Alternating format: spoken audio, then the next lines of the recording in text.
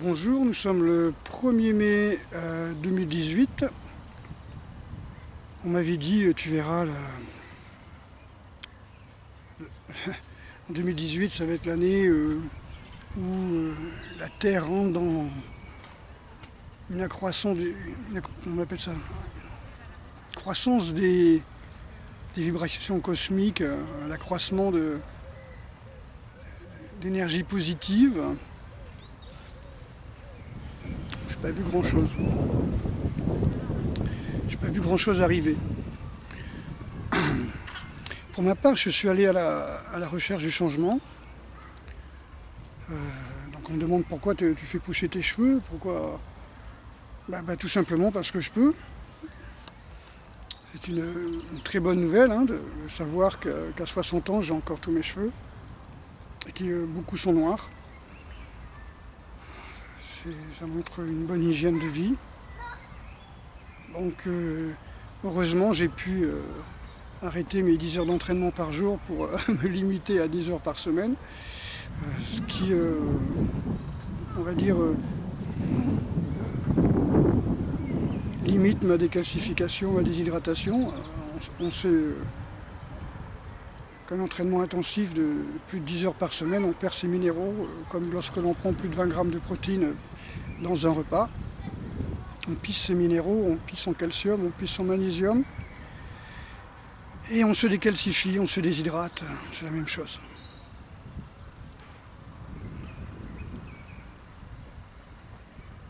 Voilà, donc, qu'est-ce qui a changé par exemple, c'est pas vraiment un changement, mais c'est une évolution. Comme disait Einstein, il avait découvert la théorie de la relativité très très tôt, et c'est 20 ou 30 ans après qu'il a pu la mettre en équation, mais instinctivement, intuitivement, il avait découvert ça.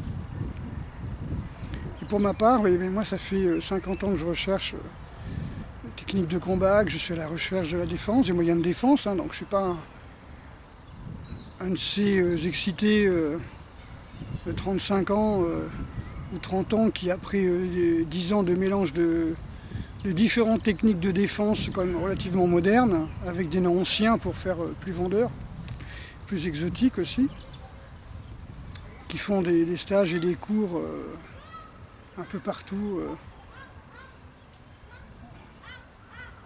Moi, c'est une mûre réflexion.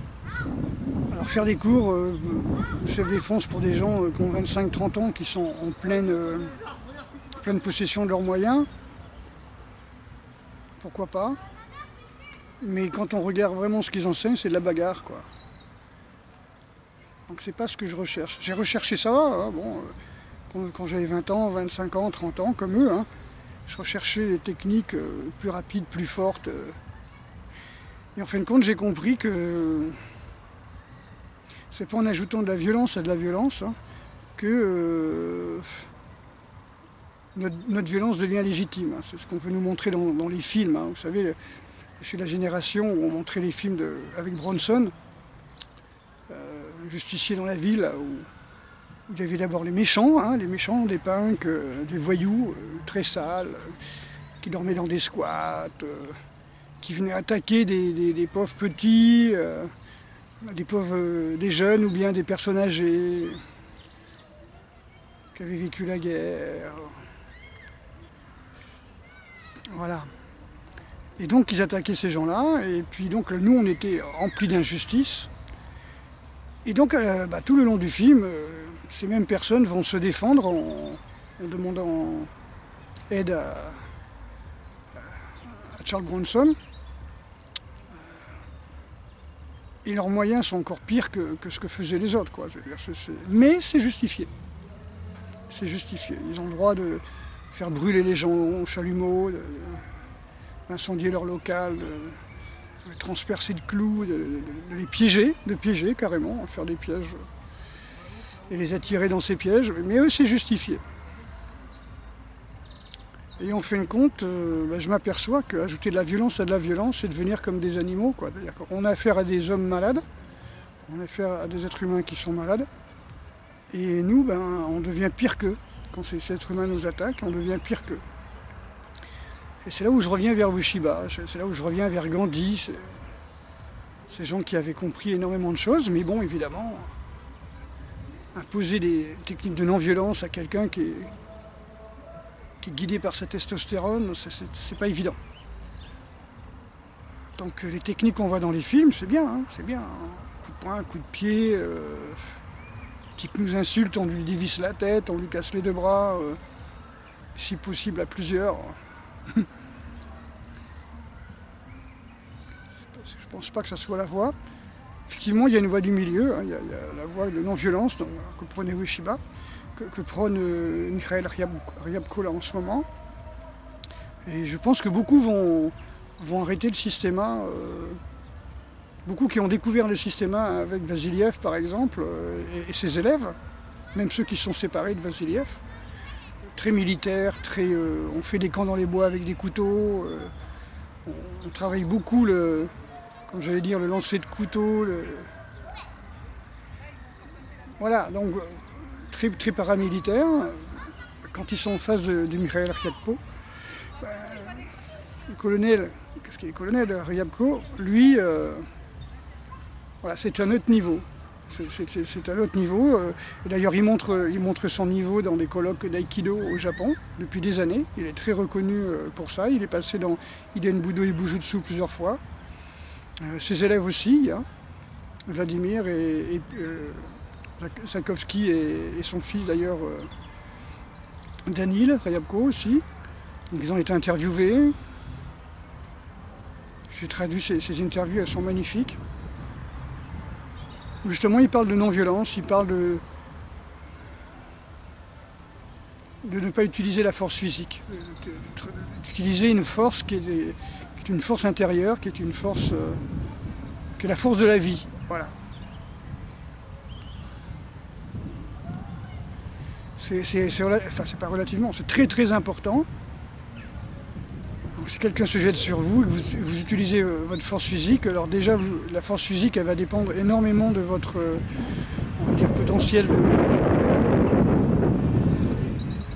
d'énergie interne, hein, de votre charge interne. Donc si déjà vous avez peur, si déjà vous êtes dans le doute et vous manquez on va dire de motivation, de détermination, vous n'avez plus de patates. Donc cette force physique elle est presque réduite à néant. Vous êtes figé par la peur. On appelle ça interdit. Voilà, parce qu'on combat, on fuit, ou on est figé, hein, ou les sphincters lâchent. Voilà, donc on est dans une espèce de malaise vagal. Et donc, ce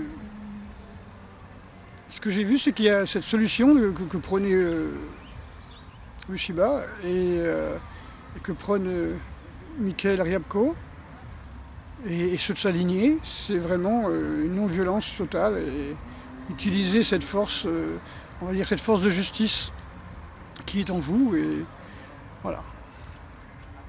Donc ça c'est ce que je montre en stage, c'est ce que je m'efforce d'enseigner maintenant. Alors c'est pour ça que je dis que je vais moins communiquer sur les techniques on va dire de lutte, de capoeira ou même de budo taijutsu, parce que je m'inscris plutôt dans ce travail en ce moment, dans ces recherches. Bien sûr, Atsumi Sensei parle du no-touch, il parle du mutodori, de l'endurance, du no-touch, de la connexion. Donc on retrouve tout ça, hein. C'est exactement ce qui me plaît, mais voilà, il a bien expliqué qu'il fallait ressortir des katas, il fallait vraiment sortir des katas, pardon. Il fallait aller au-delà des katas, à savoir que les katas sont faits il y a des centaines d'années, ils sont adaptés pour une société médiévale, en armure ou en kama, kimono, ou dans un espace restreint, et qui n'a rien à voir si quelqu'un vous saute dessus dans la rue en jean et vous avez votre sac à dos. Tant qu'à faire, si on vous attaque, c'est pour vous voler quelque chose, hein. Si vous promenez en slip de bain dans la rue, il y a peu de chances qu'on vous attaque, à moins pour vous voler la cornée d'un œil, voilà. Mais je crois pas trop. D'accord, donc là ce que je veux c'est vraiment amener mes stagiaires sur quelque chose qui va les faire durer longtemps. Donc comme je dis, hein, j'ai 60 ans et je continue à faire mes sauts périlleux, mes grands écarts, mes techniques. Bon, voilà, c'est pas une performance, hein, c'est simplement une sorte de respect de son corps. Et ça, je vais le transmettre aussi. Donc, comme j'explique, la méthode que je suis en train de faire, en train d'élaborer, sera un mélange de tout ce que j'ai appris durant ces 50 dernières années et où j'ai enlevé de ces techniques certaines choses qui ne sont pas adéquates à notre société, à nos traditions, à notre façon de nous vêtir, de nous promener, à notre environnement, tout en gardant l'essence, ça c'est très important. Et j'ai rajouté aussi dans des techniques qui n'en avaient pas, une certaine hygiène de vie. Voilà. Donc si vous voulez des détails, n'hésitez pas à poser des questions. Je ferai des stages le plus tôt possible, si possible avant juin. Enfin, avant le 20 juin. Et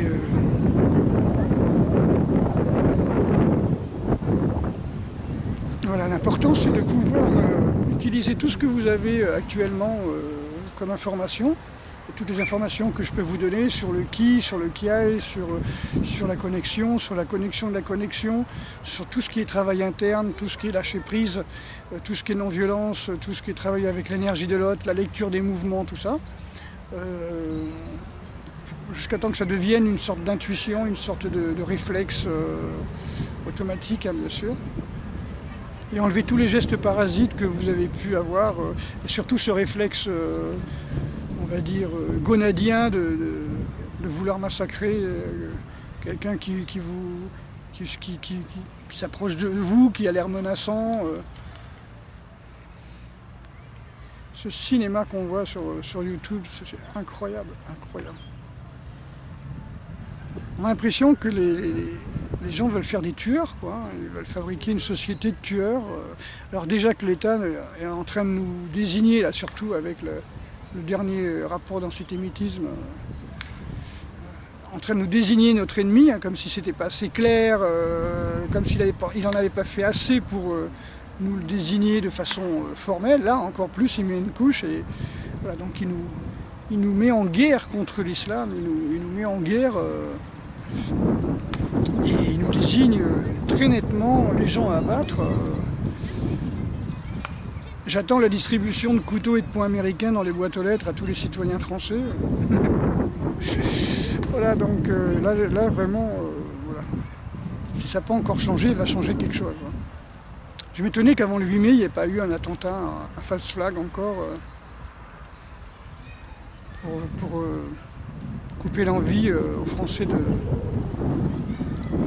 faire les manifestations dans les rues de Paris et d'utiliser aussi tous ces renforts internationaux de policiers privés qui supplantent les CRS, qui supplantent la gendarmerie, qui supplantent l'armée, qui supplantent la police. Toute cette police internationale, tous ces mercenaires, payés avec notre argent. Voilà. On m'a dit que je parlais trop politique, c'était pas marrant, il fallait que je fasse des blagues.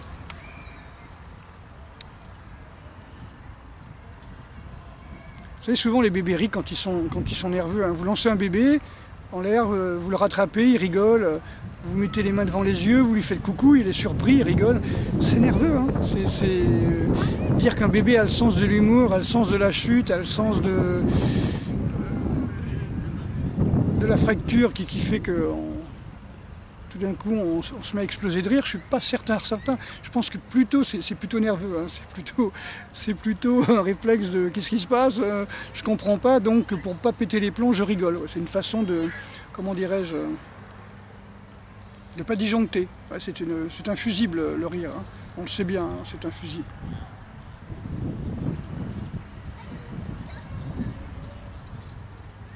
Donc les comiques sont là, hein. Si il y a autant de comiques qui font des one-man shows, c'est aussi pour nous faire rire, hein, parce que pendant qu'on rit, on change rien. Hein.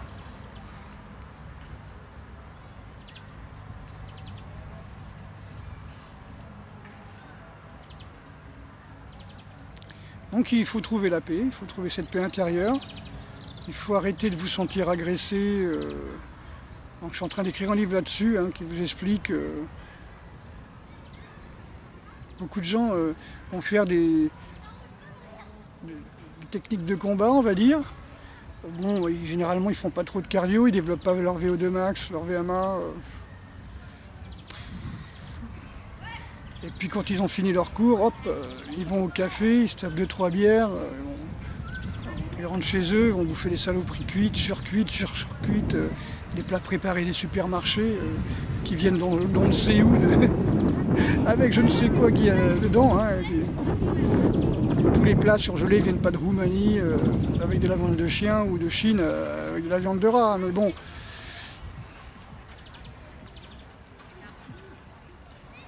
Faites votre cuisine vous-même, voilà. Allez cueillir des fruits, il y a un jardin, mangez bio, mangez cru, mangez le plus simple possible, votre organisme il est fait pour manger des choses simples. Arrêtez de le fatiguer, arrêtez de l'épuiser, sinon vous allez perdre vos cheveux.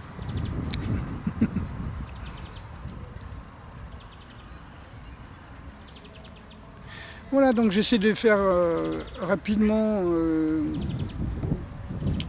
des stages. D'accord.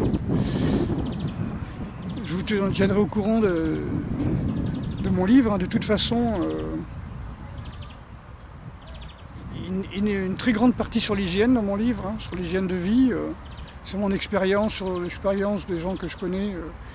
Trouver quelqu'un comme moi, 60 ans, qui remet en question ce qu'il a appris, qui va faire des séjours au Japon, en Russie, qui participe à des stages, qui donne des stages, qui va faire des stages de 5 à 10 jours de jeûne en forêt pour enlever la peur, cette peur à ta vie que de mourir de faim alors qu'on a 40 jours de réserve.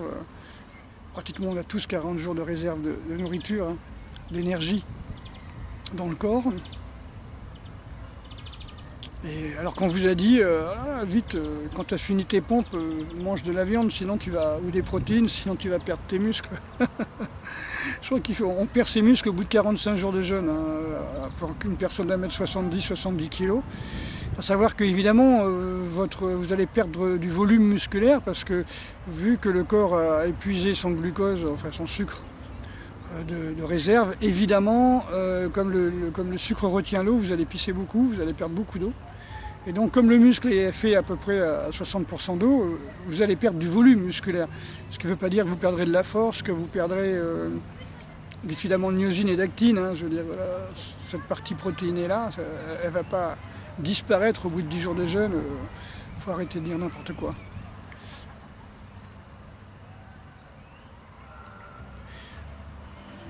Est-ce que le moment est venu? Est-ce que le moment des révélations, cet apocalypse dont on nous parle, qu'on nous promet est venu, on entend ça tous les ans, vous me direz. Est-ce qu'il est venu? Est-ce qu'on va enfin dire que le jeûne guérit le cancer? Est-ce qu'on va enfin dire que il y a eu des expériences où des gens étaient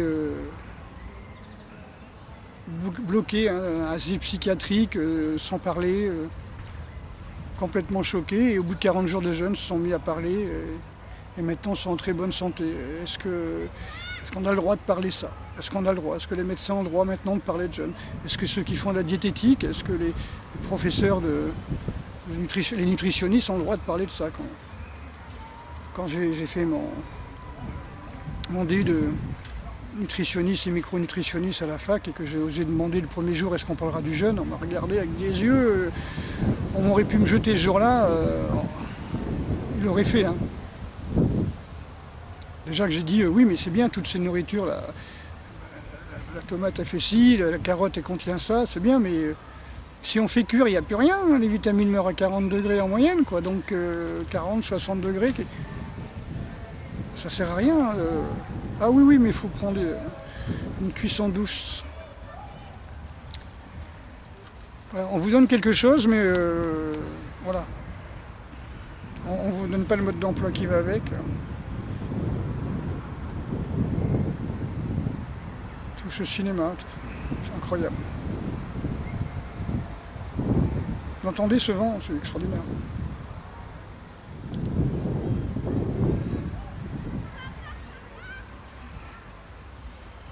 Donc c'est pas une rave party que vous entendez, hein, c'est une fête foraine qu'il y a tous les ans à Saintes.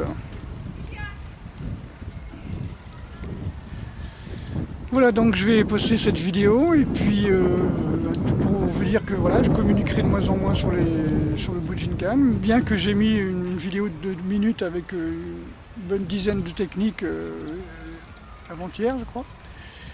Et donc il y aura quand même quelques techniques sur ma chaîne, mais beaucoup plus de questions-réponses, beaucoup plus d'extraits de mon livre, hein, par exemple, quand on utilise la violence, c'est que on n'a pas de technique, on n'a pas su garder son calme, on manque de contrôle de soi. Vous connaissez le proverbe, celui qui contrôle 1000 personnes ou arrive à vaincre 1000 personnes, c'est bien. Celui qui arrive à se vaincre soi-même et à se contrôler, c'est bien mieux. Un autre proverbe tibétain dit « Celui qui a trouvé la patience a vaincu tous ses ennemis ».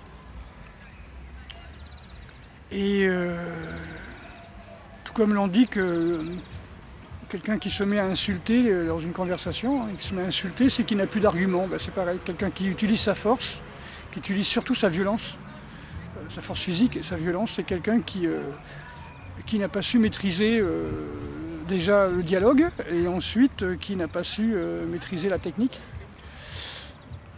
Et comme en lutte, en sambo, en judo, hein, si vous utilisez énormément votre force, c'est que vous manquez de technique. Quand je vois des gens qui font du judo faire des squats à 130 kg ou des demi-squats à 140 kg, des développés couchés, très très lourds, il y a un truc qui ne va pas. Hein. Voilà, donc savoir que dans les bon, on va dire que je critique, alors je dis rien. Voilà, donc ne perdez peut-être pas votre jeunesse, ne perdez pas votre temps, ne perdez pas votre énergie. Si vous voulez durer, il faut prendre une voie qui est celle de la non-violence. Je ne parle pas de se laisser taper dessus, hein, je parle simplement d'utiliser des techniques qui vous permettent d'économiser votre force, de gérer vos émotions. Parce que c'est bien beau de dire oui, nous aussi on fait de la gestion d'émotions, quelqu'un qui nous attaque, on le regarde dans les yeux, on fait de la gestion d'émotions, et puis après on lui marave la tête à coups de pied, à coups de poing. C'est pas de la gestion d'émotions, ça. Hein, y a autre chose à travailler. Donc oui, on va travailler tout ça en stage très bientôt, dès que je peux, au mois de mai, dès qu'on peut, même en semaine, hein, comme ça les gens qui sont au chômage ou qui prennent des vacances pourront venir. Hein. Donc c'est des petits prix, c'est des stages comme j'avais dit l'après-midi, hein, on peut s'entraîner tous les jours, alors à l'extérieur ou à l'intérieur. Voilà, quelque chose qui ressemble à un entraînement. On n'est pas tous avec le même débardeur noir avec une tête de mort, des serpents qui sortent des yeux, des couteaux, voilà. Alors le crâne rasé, les tatouages sur les bras et sur les jambes ne sont pas obligatoires. Ni le McDo, ni la pizza, ni le Coca, ni le Red Bull, voilà, ni toutes ces saloperies pour exciter qui ont peur de ne pas tenir l'entraînement. On n'est pas, voilà, donc ça sert à rien. Enfin, pourquoi j'ai ce discours? Si j'avais pas ce discours, ça veut dire qu'en 50 ans de technique et de recherche en diététique, en art martial, ben, j'aurais rien appris. Si à 60 ans, on vous ressort gauche-droite-gauche, low kick, voilà, et là on va faire des pompes serrées, et si j'avais ce discours-là, ça voudrait dire que, bah, voilà, quoi, que j'ai rien compris. Hein, comme disait Coluche, ou je ne sais qui, ou des proches, je ne sais plus. Un vieux con, c'est un jeune con qui a vieilli. Hein. Donc quelqu'un qui est dans l'erreur et qui ne cherche pas à évoluer, ben, il arrive à 60 ans, il n'a plus de cheveux, il a une dent sur 3, il est bourré d'amphétamines et d'anabolisants, il se la pète torse nu sur ses vidéos. Mais il n'a pas compris grand-chose. Voilà, donc je ne tiens pas à vendre du rêve. Hein, voilà. Donc je cite personne en particulier, hein. Cherchez pas qui est comme ci, qui est comme ça, hein. Je dis simplement, c'est en gros ce que je vois. Il y a beaucoup de gens, bon, bah, ils font leur boulot, c'est leur taf. Ils ont décidé de faire ça, même s'ils ont notre boulot ailleurs, même s'ils sont fonctionnaires, ils essaient de vendre un maximum de vidéos et de cours. Pourquoi pas, c'est pas mon problème. Bon, les gens qui y croient sont attirés par ça, par ce genre de personnes. Et pourquoi pas, hein, moi j'ai rien contre, hein. Il en faut pour tout le monde, il en faut pour tous les goûts, mais il en faut aussi pour ceux qui en ont marre de taper sur les copains, qui en ont marre de faire n'importe quoi, qui en ont marre qui voient ils ont fait 5-6 techniques de combat et dans chacune c'est la même chose. On leur demande de faire des pompes, on leur demande de faire des coups de poing, on leur demande de faire des coups de pied, il n'y a rien qui change, quoi. C'est toujours le même profil de prof, hein, qui fait son coq en hurlant, en essayant de séduire toutes les nanas qui sont là. Voilà, le mec qui fait son mal alpha, quoi. Et c'est vrai que quel que soit le groupe où vous allez, souvent vous voyez ça, quoi. Et c'est pire avec les vieux beaux là, qui prennent des anabos, la testostérone, et qui essayent de durer malgré tout. Après des années d'alcoolisme et de clope, ils voient qu'ils sont sur la pente, comme on dit, un pied dans la tombe et l'autre qui glisse, et puis ils essayent de vite rattraper le coup. C'est triste, la chair est triste, comme on dit. Donc je pense pas que je continuerai dans 5-6 ans, voire dans 10 ans, à continuer à enseigner ce genre de technique. Je pense que je vais partir dans autre chose, hein.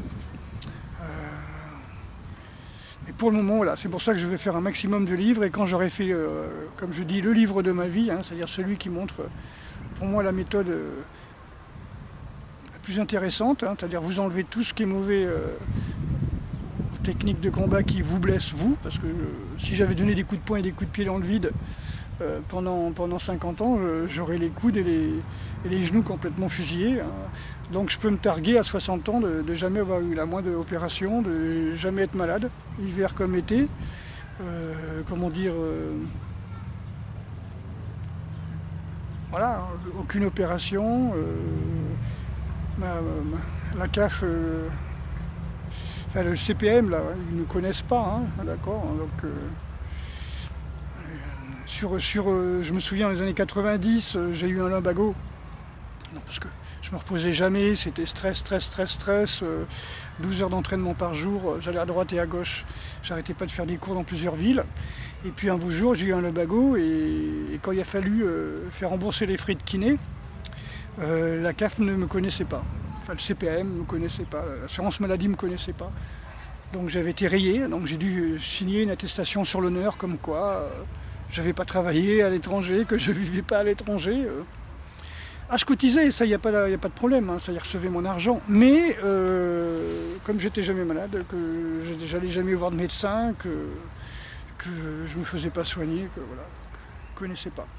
Donc voilà, donc ça fait 50 ans que ça dure, et toujours pas d'opération, en pleine forme. Je touche du bois, hein, mon ginkgo biloba préféré. Et puis voilà, je vous souhaite à tous d'être en aussi bonne santé à 60 ans. Et je vous donnerai tous les moyens pour ça. Donc c'est pareil, hein, je vous donnerai les moyens que j'ai mis en œuvre pour arriver là, et moins les erreurs que j'ai faites aussi, hein. Donc je pense que j'ai assez d'expérience en 50 années pour être ma propre référence et pouvoir vous citer aussi tous les maîtres qui m'ont aidé à avancer. Et il y en a, et je leur dois beaucoup pour m'avoir montré la voie à suivre, et d'autres la voie à ne pas suivre, ce qui m'a permis d'avancer. Voilà, donc à très bientôt. C'était juste une petite vidéo pour pas rester longtemps sans discourir. Et quand j'avais promis sur Facebook que je vous dirais pourquoi j'allais moins communiquer sur le Bujinkan, mais aussi sur la lutte, et aussi sur les projections, et aussi peut-être sur la muscu. Donc je vais beaucoup moins communiquer là-dessus, mais les interventions seront un peu plus riches que ça. Voilà. Et si je vous montre des vidéos, ce sera des vidéos avec des exercices pour vous permettre d'évoluer. Et dans mes stages, je vous donne un maximum d'exercices, exercices aussi à faire chez vous, en famille, hein, donc avec vos enfants, avec votre compagne. Donc il y a plein de choses que vous pouvez faire pour évoluer, pour enlever toutes ces émotions, cette peur qui fait qu'un jour ou l'autre, vous vous retrouvez dans un club de self-défense, comme les nanas qui font 1m50, 40 kg et qui vont faire du en débardeur et en fuseau et qui croient que c'est ce qui va les sauver, quoi. Chez elles, je ferai du sprint, du parcours et de l'escalade. Hein. Voilà, donc c'est peut-être ça qui va plus le sprint, c'est peut-être ça qui va plus les sauver qu'aller faire des coups de poing, des coups de coude en lui disant mais allez-y maintenant, vous pouvez m'attaquer, je vous attends, comme j'ai vu dans un reportage à Paris. Voilà, donc magnifique journée, hein, 1er mai, et puis bonne semaine à toutes et à tous, et puis trouvez la paix, hein, surtout. Hein, c'est pas qu'il faut la chercher, la paix elle est en vous, hein, comme la détente elle est en vous, hein, vous enlevez les tensions et vous êtes détendu, vous enlevez la peur et vous êtes en paix, d'accord. Et une fois que vous avez enlevé la peur, vous êtes dans la paix et dans l'amour, hein, donc c'est pas une idée, hein, si vous enlevez la haine, si vous enlevez la colère, vous enlevez tout ça, vous êtes en paix. Et vous vivez dans l'amour, dans la lumière, dans la détente. Et vous n'allez pas perdre votre temps, vos articulations et votre argent dans des cours où une cinquantaine de bonhommes hurlent en tapant sur des paos, dans des salles qui puent la transpiration, et des vestiaires qui sentent la pisse et le Red Bull, quoi. Hein. Donc, pisse, mais paix, d'accord? Paix à tout le monde, et puis détendez-vous, cherchez la relaxation, prenez le soleil, mangez des fruits, mangez des légumes, des salades, et arrêtez de vous gaver de saloperies. Donc supermarché oui, pour acheter des brosses à dents. Mais pour la nourriture, je suis pas certain. Enfin, je suis certain que non. A très bientôt. Je vous laisse regarder un peu le paysage.